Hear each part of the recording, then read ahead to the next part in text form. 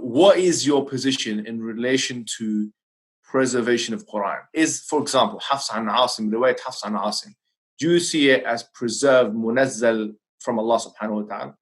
Every single student of knowledge knows, who studies ulum al-Quran, that the most difficult topics are ahruf and qira'at. And the concept of ahruf and the reality of ahruf and the relationship of the Uthmanic Mus'haf with the ahruf and the preservation of the ahruf. Is it 1? Is it 3? Is it 7? And the relationship of the qira'at to the ahruf. When you do a deep dive is when things get very, very awkward and difficult. Many people are aware who listen to my lectures that I've mentioned the crises that happened to me at Yale. Now, for the first time, I'm telling you here, what was the crisis? I mentioned it, referenced it, but I never explicitly said it. Why didn't I say it? Because it should not be said in public. You can't handle the truth. This was not something I brought up in public. You can't handle the truth.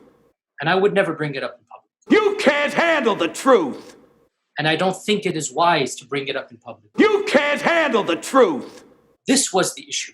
That the issue of ahruf and preservation and qira'at and relationships between them, these are very, very difficult issues. And the most advanced of our scholars, they're not quite fully certain how to solve all of the unanswered questions in there. I don't want to get into that issue. Okay, fine. Why do I not want to get to that issue? Here's the point. These issues should only be discussed amongst people who know what the qira'at are. You can't handle the truth. What was the crisis? The crisis was very simple. And by the way, this is now a well-known open secret amongst many Muslim graduate students and academics around the world. And this is well-known. Traditional understandings of ahruf and qira'at cannot answer some of these pressing questions that are now being poked by our people outside of, by our academics, not our, by their academics outside of the faith tradition. In a Muslim environment, we'll press a little bit and then we'll say, okay, khalas, sami'na wa ata'na. And that's great, alhamdulillah. When you go to academia, they don't have that red line. And they're going to just, you know, the famous story of the emperor with no clothes. They're going to just point out, no, that doesn't make any sense. Well, that's not true, and this and that. And they'll bring issues, which I'm not going to mention explicitly, that you know are true because they're in your own books. They're not inventing anything new. They'll bring you riwayat, and they'll bring you athar, and then you add to that very well-known issues of, I don't even want to be explicit. You can't handle the truth. And it's very clear to you and to every single very advanced student and specialist that the standard narrative has holes in it. That's what I'm going to say. The standard narrative does not answer some very pressing questions.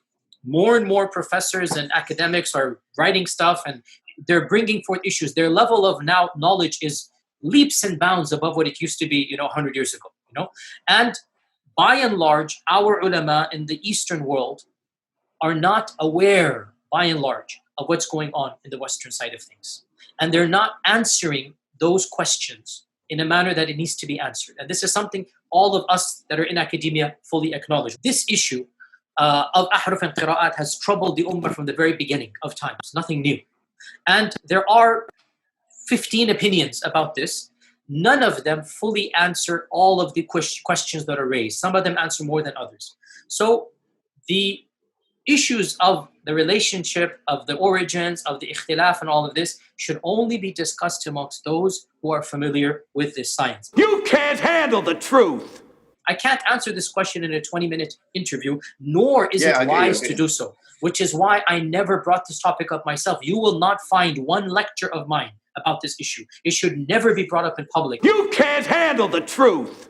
This is not something you discuss amongst the masses, ya akhi. It's not wise. You don't understand qira'at, let it be. You can't handle the truth. And that's why even when they accuse me, I didn't defend myself because I would rather people have doubt about me than the Quran. You can't handle the truth.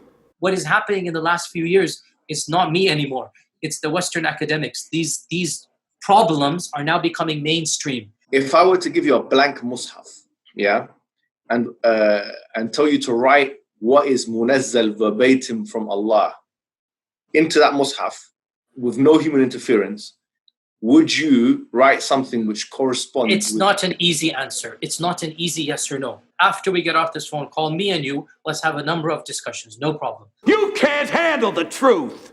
It is kalamullah. It is But munazzal. what would you write? You're pushing me. You can't handle the truth.